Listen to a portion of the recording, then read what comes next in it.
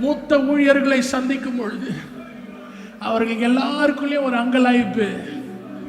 அடுத்த சந்ததி என்னவாகுமோ, அடுத்த சந்ததி என்னவாகுமோ. இன்னைக்கு ஆண்டவர் உற்சாகப்படுத்தும்படி சொல்லியிருக்கிறாரு.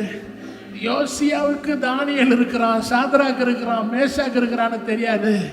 ஆனால் என் ஆண்டவர் யோசியாவை பயன்படுத்தி அடுத்த சந்ததிக்காக, அதுக்கு அடுத்த சந்ததிக்காக, அதுக்கு அடுத்த சந்ததிக்காக உங்கள் மூலமாக விதையை விதைத்திருக்கிறார் ஐயா.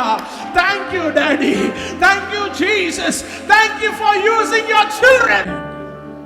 25 வயது எசேக்கியா, 26 வயது யோசியா.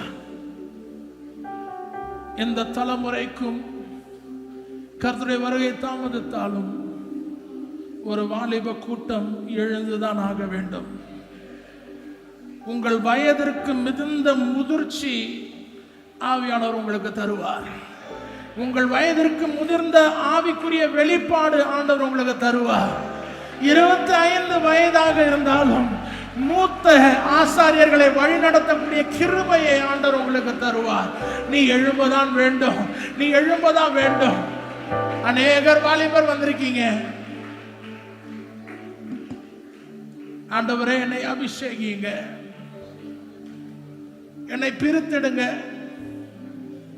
தேவையில்லாதவைகள் என் வாழ்க்கையில நீங்கி தேவையான காரியம் உள்ளுக்குள் வந்து கர்த்தருடைய வசனத்தை குறித்த தாக்கமும் வைராக்கியமும் உன்னுடைய ராஜ்யத்தை குறித்த பாரமும் எனக்குள் வரட்டும் ஆண்டவரே. அதே சமயத்தில் வெண்கல சர்ப்பம் உள்ளே வந்தது.